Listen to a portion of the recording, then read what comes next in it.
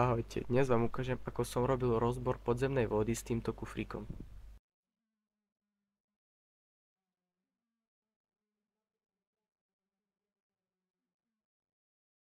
Pri každom teste si do injekčnej striekačky naberieme 5 ml vody. Prvý test bude na pH, pridáme 4 kvapky.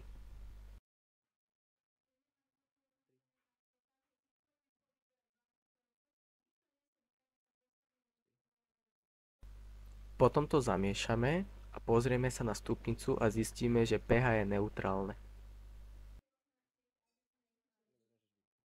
Ďalší test si urobíme na nitrit, NO2 minus 2, dáme jednu lyžičku.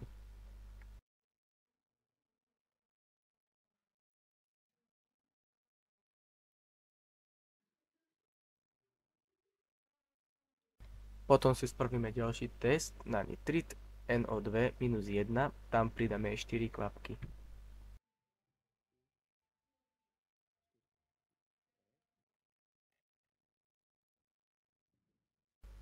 Teraz si spravíme test na nitrát NO3 minus 1. Pridáme 5 kvapiek. Všetko poriadne premiešame a necháme odstáť 5 minút. Zasa spravíme test na nitrát, ale v tuhej podobe NO3 minus 2.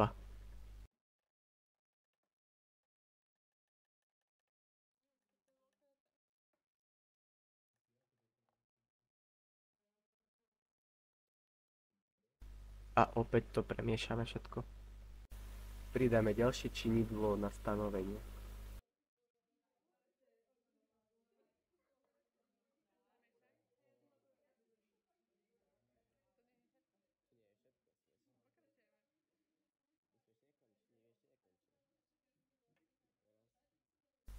A teraz pridáme určité množstvo kvapiek, tak aby sa nám voda zmenila na zelenú farbu.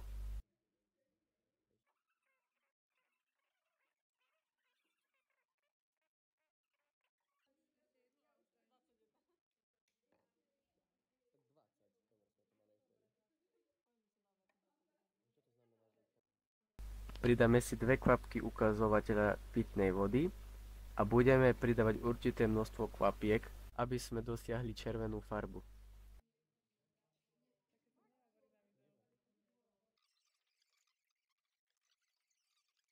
Vidíme, ako sa nám to pomalu začína meniť na červenú farbu.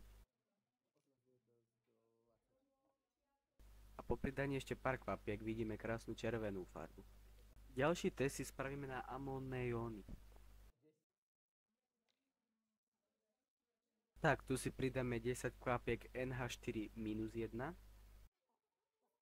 Následne si dáme jednu naberačku NH4 minus 2.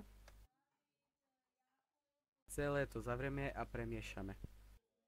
Teraz pridáme 4 kvapky NH4 minus 3. Ak sa nám voda zmení do takej žltej, tak voda je zatiaľ v poriadku.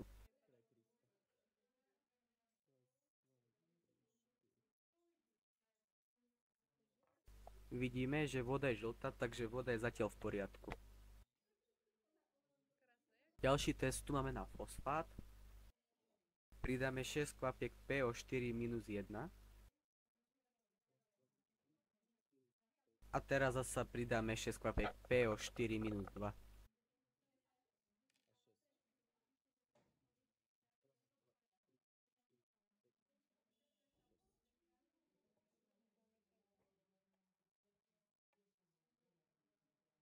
Tak asi máme výsledky, vidíme, že vo vode sa fosfát nenachádza. Vidíme, že voda má pH neutrálne, NH4 plus je v norme, má nulu a fosfát tam nie je. Zistili sme, že voda je pitná, ale treba ešte urobiť testy na organické látky.